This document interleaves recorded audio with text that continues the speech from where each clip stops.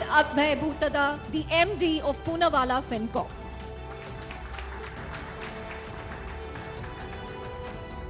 A huge round of applause for all of them. Thank you very much for making it to the Rising India Summit all the way from Bengaluru, Chennai and other cities. Aman, of course, is a local. Aman, thank you so much for joining us. Thank you, Tarun. Thank you, everyone.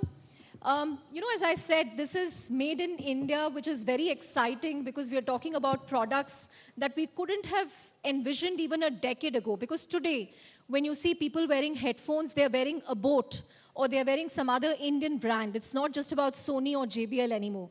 So, Aman, take us about, through your own made in India journey. Or like you say on Shark Tank, hum bhi bana lenge. That's my line. I was supposed to use it today. Say it for us. So, I would say that, a few years back when we started 5 years back, there were no Indian brands as such in our space. And Indian brands were not, they were looked down upon, I would say. We were all, I would say, we felt great using Firangi brands. They were Japanese, they were Germans, there were American brands here. But people never thought that in our industry, Indian brands can still do something. And unfortunately, in the telecom side, Indian brands could not, do much when the Chinese came in. So people like us, brands like us, we were also looked down upon even before we started. I always say our death story was written before we were born. Brands can't do shit, right? And it was tough. We believed in ourselves. We believed in the changing Indian consumer, and we made a brand which was born in India, right? A few years back, we all know how COVID made us all realize that we cannot be dependent on a few countries for our products. And we all, not only us in electronics, all of us started, Made in India started becoming a very flagship scheme of the government. And we all started investing our time, effort, and money in making in India. And we are very proud to say that, last quarter we made 1 crore units in India. Wow. So, going back to our line, when people say you can't do it, there is an inner confidence which says, hum bhi bana lenge. In fact, I read somewhere, Aman, that in 2021, only 5% of your products were being made here, but now it's climbed to 40-50%? Yeah, so it was, it was not easy to make in India. It was not feasible, to be frank to you. But, we were working very closely with the government also helping us on a lot of schemes. The PMP scheme is there. The PLI is also expected sometime. So I think there was a constant push and pull, and with the support of the government, with the policies becoming easier, we also thought we are not a manufacturing company. We never done manufacturing ever. We know tech, we know marketing, but manufacturing was something which we had to learn. And imagine that in India there was no factory which had made audio products, because it was not something which was or a wearable product. It was not made in India. Nobody knew how to do it. So we took baby steps. And I remember one day, there was one of these, interviews where people asked Prime Minister Modi that why aren't we, doing things fast or something. And he said, India is not like a flight which just goes like this and this. India is like a train. It takes time, right? So I would say for us also, like Rome was not built in a day. India will not make in a day. It will take its time. And we are on the path of doing that. Great. Tarun, your journey as a maker of electric vehicle, an electric scooter, since the time you started, which was 2014, 2015, there are now over 1 lakh Ather scooters on the road in India. But it took you a long time to get there. I think you took 6-7 years just to get the design right, to get the product right, because you wanted to make a product that ultimately looked good. Like Aman said, people would kind of hesitate from using Indian brands, but you made it aspirational. So if you see our trajectory, It's, by the way, we're in our 10th year now, so just approaching the first decade. First 5 years of engineering and product development. That phase was important because before you get to actually make in India, you need designed in India. Or rather, for us, that was the only option. We couldn't get a design out of somewhere else because electric two-wheelers are a very fascinating place where globally there is no country with an evolved enough ecosystem of good electric scooters or motorbikes. Like none. China has a lot of them. They are all crap. Like they're all really crap by our standards. Indian standards, none of those vehicles make any sense. So we were at a very interesting place where if you want to build electric two-wheelers, you literally have no place to like borrow from. So we had to build the platforms from scratch. We had to do all the engineering from scratch. I remember when we hired this testing lead from one of the legacy auto OEMs. He's like, we have no test protocols that work for an electric vehicle. And our team started writing the first protocols, to my knowledge, for scooters in India, electric scooters in India. And they had to write 2,000 of them. Like we conduct 2,000 tests per vehicle every time we move them to production. So 2,000 tests per vehicle? Yeah. When you would conduct, what, 400 tests for a normal petrol vehicle? Some small number versus some very large number, basically. Yes. So there was a lot of fundamental building required. And our bet was that you have to have a fantastic product for the customer to flip them, but you also need incredibly strong platforms. You need IP. So we had, and this was not typical startup journey. So our journey was difficult because unlike typical startups where you have the concept of minimal viable product, you have this entire theory of get to market fast, fail fast. Think about Ather's journey. First 5 years, 0 revenue, 0 customers, 350 engineers doing product development, nothing to show for it except prototypes. So did your parents ask you, Tarun, what are you doing with an They IIT still ask degree? me. They still ask me, what are those engineers doing? Like, abhi bhi, nobody believes it, that you need people to actually build. They still keep checking. So then in 18, we launched, and then the real hard work began. So we launched a product, good reviews, and we realized there's no local ecosystem. So we can't scale up supplies. So we had to spend the next 2-3 years building a lot of our suppliers along with us. Some on electronics, but a lot of them on things like even traditional auto guys who are not doing stuff for electric. There's a lot of supply chain buildup required across the spectrum. There's a lot of convincing required because Indian OEMs would not even get supply. If you want to get lithium-ion cells, until a couple of years back, it was ridiculously hard to even get lithium-ion cells from external suppliers to Indian market. They're like, India market is not important. Nobody will build and sell EV in India. Why would we sell to? They would not even have offices in India. So it was a pretty fascinating journey. And in this 10 years, the revenue, 90% of our revenue has come in the last year. Wow. So 10 years ka cumulative revenue, all of it has come basically in the last year. It's 9 years of build-up and just 1 year worth of actual proof that's finally come out in the some level of patience. Yeah. So, you know, at least Aman is making audio products and smartwatches. Tarun is making vehicles. But Srinath wants to make rockets. And before I let you talk, I have to ask you, have you seen Rocket Boys? Yeah, very much. Size is increasing as we are going down the road. The scale and scope is just going up. We'll finally come to the man who has all the money. Abhay.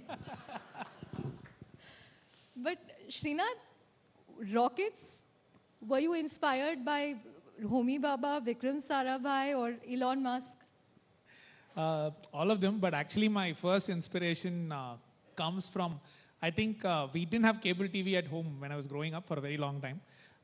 So only Doordarshan, and PSLV launches used to come on Doordarshan, right? And my granddad used to be in Doordarshan.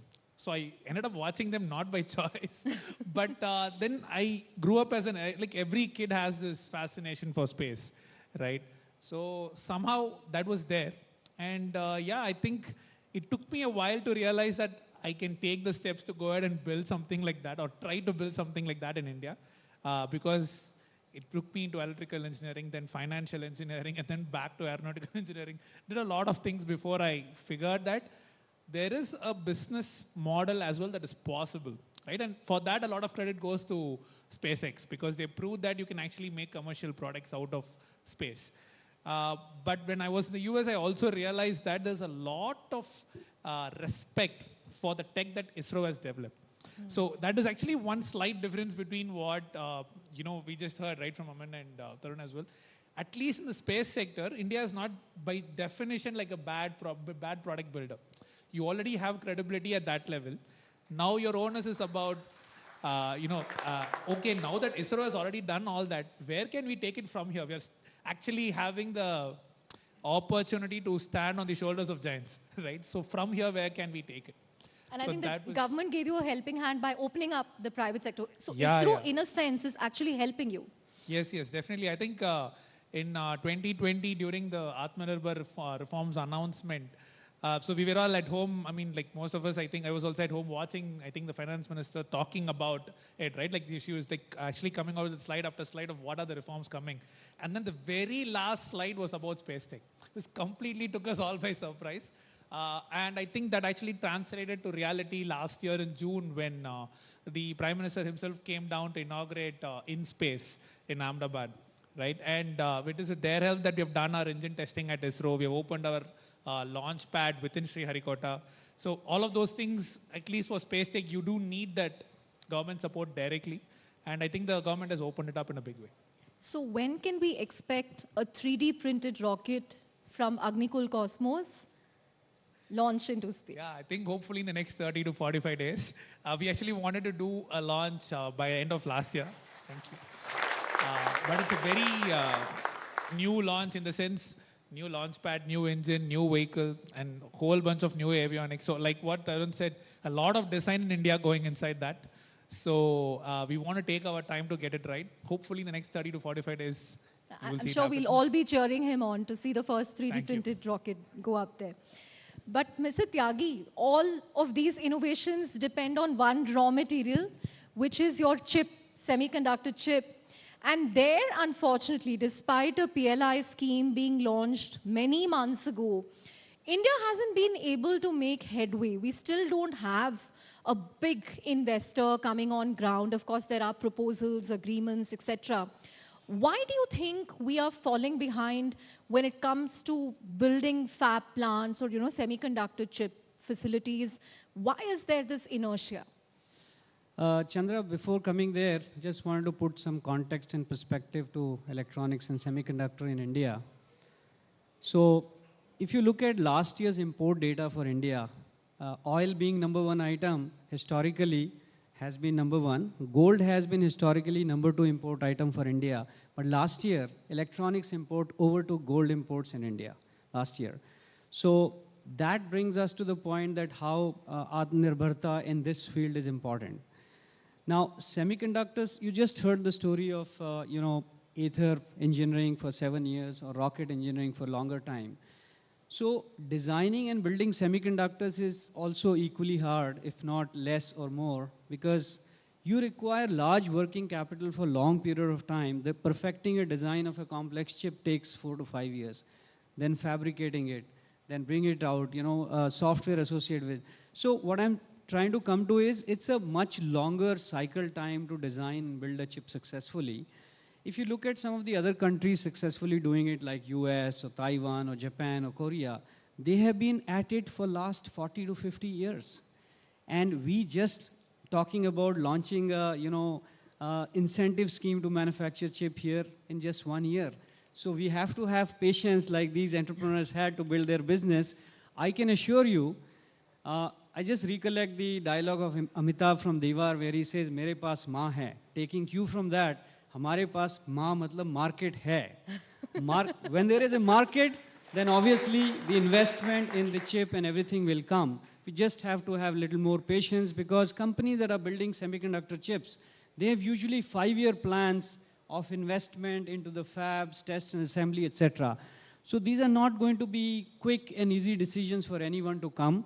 But We believe that in next couple of months, we should hear the first announcement in semiconductor manufacturing in India. Right. You spoke about patience and market, but what about subsidy? I mean, 10 billion subsidy by India is great, but contrast that to US. I think US is what, 63 billion chip subsidy. Yeah. China's talking about 143 billion. Yeah. So is this too little, too late? No. Let me put again in context. So semiconductor chips are made at different, geometries or nodes or different technology nodes. And every application in the world doesn't need the cutting edge technology. So if you're building a server or a computer or a cell phone, you need a very cutting edge chip. And that chip, if you have to build a factory, it might require $20 billion. But if you're building electric vehicles, like Tarun is doing, automotive usually needs chip at different geometry levels. That investment is not that large. So $10 billion is a good enough money to start with for someone, right? Central government is putting 50% subsidy upfront on the table if somebody comes to manufacture it forward. And then state governments are willing to add another 10, 20, 25% on top of it. So this is one of the best known incentive scheme for semiconductor manufacturing. It's it's a good time to start. I would say this is a Y2K moment for semiconductor manufacturing in India. So let's stay tuned and let's stay patient. It should happen. Okay. Abhay, you're the man with the purse strings. So, how tough is it to fund companies in the deep tech space? Because Tarun, for 9 years, he would have told you, I have zero revenues. And Aman said, we were considered dead before even we started. And Srinath, again, has a moonshot target in mind. So is this something that traditional NBFCs will look at? Or is that why we need risk capital or venture capital in this space? Or is there a mindset shift happening now? So basically, post-COVID, we have come out with a different skill set. If you see all the lenders, they are looking for some innovation. They are open, they are exploring new opportunities. And market has moved to a cash flow-based lending rather than just seeing at a ITR and so many other things. If you look at startups also, they are paying all the statutory dues on time. They have the PDF banking statement. There are so many other data points, digital footprints are available. On the basis of that, I think we are able to take a call and we are able to fund these kind of companies. But of course, yes, for a lot of private banks and few other banks, they require a lot of other things, vintage and so many other things. But a lot of traditional NBFCs, now they have moved to a fintech kind of model, wherein they focus on a cash flow based lending and they're able to provide working capital limit and that too without collateral up to a certain limit. And do you see many MSMEs emerging in these areas that will perhaps work in the electronic space, the wearable space, the EV space and so on? Yeah, so lot of MSMEs which we are targeting, I think they come from different sectors. So there is no sector specific as such. It's all about the innovation, counterparty, take call on promoters and so many other parameters. So there is no specific criteria right now in terms of lending. The only cash flow is one part. There are so many other factors which every lender will look into it. Right. Aman, when Tarun was talking, he spoke about how not just make in India, but also design in India. What kind of, designs shift did you have to make or design changes did you have to make an Indian brand attractive? Because today when people talk about the audio space, they say, boAt is competing with a Noise or a Maybe, which are also Indian brands. It's not just a Sony or a JBL. What kind of shift did that take? How did you manage to make cool designs that youngsters would like? First, we should have an active noise cancellation headphone. So design is very critical, right? So when we started off, our company was incorporated in 2015, but our products were launched somewhere in 2017. It took us 2 years. Our differentiation also was, if you look at the Indian, when we were doing audio, India likes bass. Always say, there's a Salman Khan ka gana nahi hai, baby ko bass pasand hai, right? And that is very true to India. India loves bass. So imagine a product being made for India, which has to cater to the Indian ear. An Indian ear, if you look at our music also, we like drums, right? We like dhol. If you look at the Bollywood music also today, it's all about Bhangra and Punjabi music, which is becoming famous. If you look at the children at that time, they were looking at EDM, youngsters were looking at EDM as a, as a music genre. So for us, we had to ensure that the sound, the design is made such that the bass is much harder than a normal earphone which is available. So we made, we spent 2 years in that. Now if you look at, in India, we've, there is, Meiti has started a, they've invested with ICAI on design innovation lab, and we are a partner there. So India में design बनाने शुरू कर रहे हैं, मतलब Indian designs, India में design houses भी नहीं है, if you ask me. It is all getting developed as we speak, right? Slowly, like sir said कि अभी भी बहुत सारी चीजें हमें बाहर से लेनी पड़ती हैं. India will start developing everything slowly. Even designs have started to emerge, like this watch which we made. It is a complete design in India. We just acquired a company out of Singapore. It was called Kaha Technologies. We've made all their, it's a 300, 400 crore buy for us. And all the engineers are now based out of Bangalore. And all this is being designed in India. Because, if you don't do design in India and if you still do assembly in India, slowly that will get over and you will be more expensive. So now like for brands like us, it was brand in India, then made in India, and now made in India for the world. And for that, we'll have to have a design center in India. So, ये made in India for the world, when is that going to happen? What kind of export markets are you looking at? So if you look at us now, right now we are so, we are not able to even fulfill the demand in India. So abhi hamara, if you are able to service India, that's 1/6 of humanity in the world, right? So we are now the second largest wearable brand in the world after Apple, right? I always used to say A for Apple, B for boat. So we are now the second largest, only selling in India, right? And so India में इतनी opportunity खुद यहाँ पे है. अभी wearable में, घड़ियों में इतना market growth हो रही है. अभी हमारे पास ना, we don't have time, we don't have money, and we don't have the focus to go outside India for now. Let's serve the Indian market well. And, sometimes entrepreneurs want to do everything very quickly and, and maybe, we say that we'll be entering this market or that very soon. I think we want, as our company, we like to stay profitable. We like to do things aram se, and we would like to first make products for India as a market. We have not even captured that. If you look at offline market, it's growing like crazy. 90% of India still shops offline. We've not even reached there. Our business is primarily online. So offline is also growing. So abhi hame India mein kuch kar le, aur fir dheere we'll look at international probably by next year. Great. Tarun, if I look at you, you kind of engineer and manufacture the battery management system here. You put the battery packs together here, but you still import cells. So when can we expect cell manufacturing to take off in India for electric vehicles? In fact, I think Ola is already talking about that. But will we see Ather also setting up a plant to manufacture cells in the near future? So cells are a very interesting product. They are a very high-end product. They are very complex, but they're a little bit of a commodity as far as the business goes. It's one of those rare things that's actually a very high-end product sold almost as a commodity. Would we get into it? We right now stayed out of it. I think, as I said, the first part, they are darn hard to manufacture. So it's a different business. It's a different operations.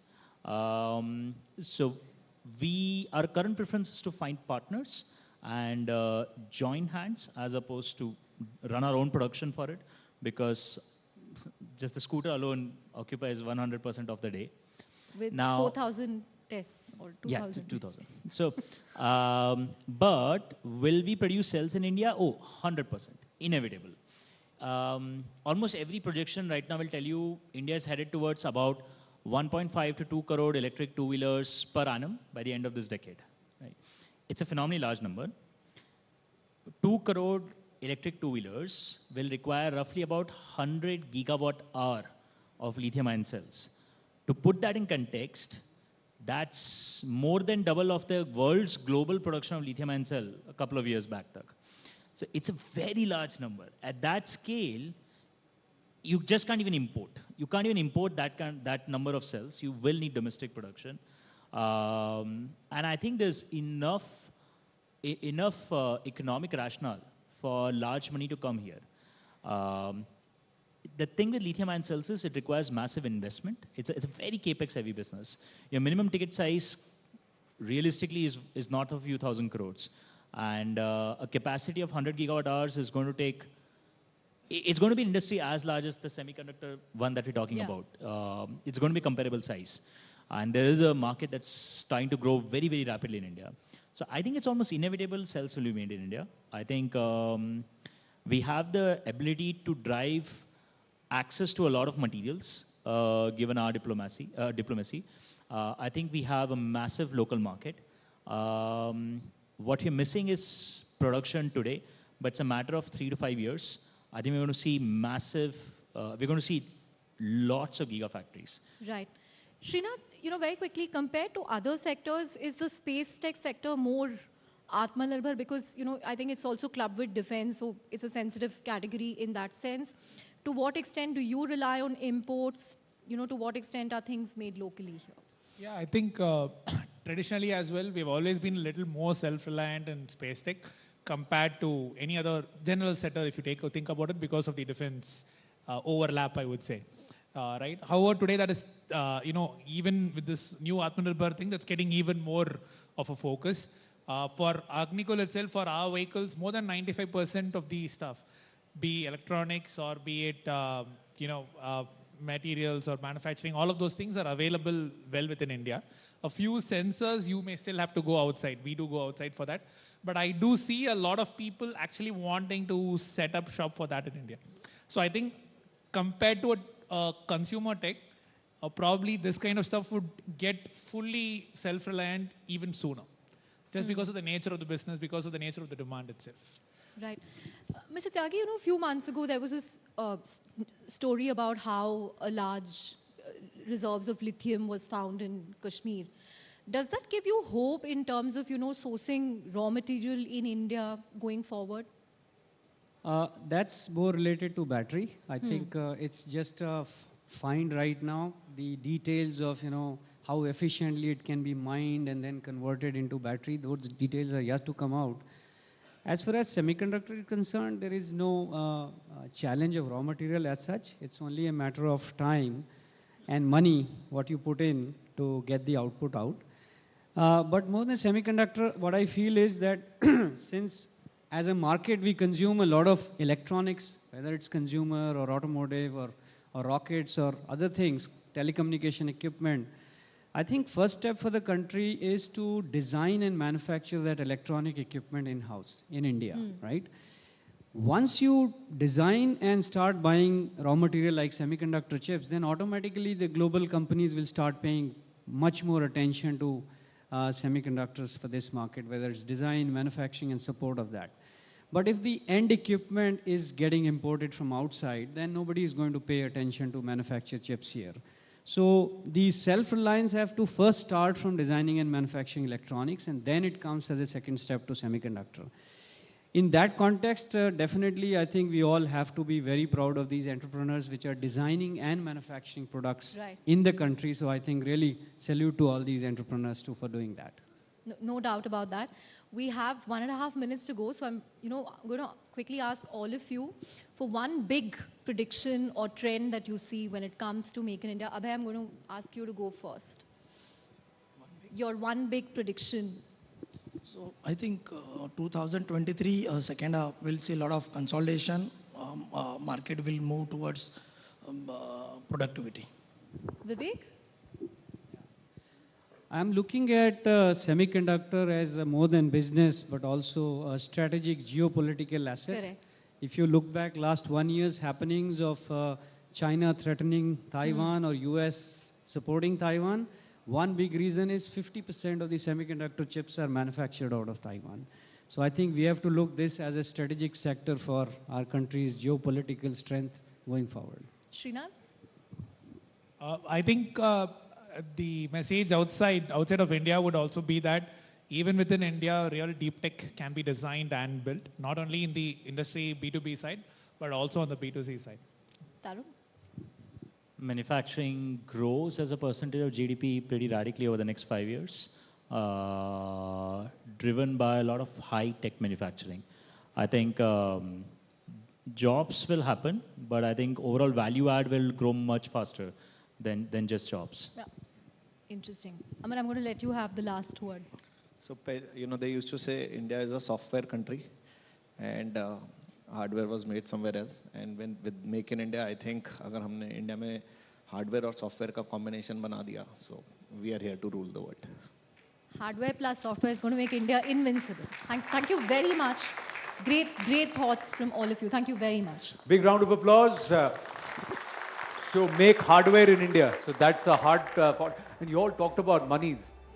I hope you were listening up it. Well, big round of applause. And Chandra, I'm going to request you to please present all of them with a memento here at the News 18 Rising India.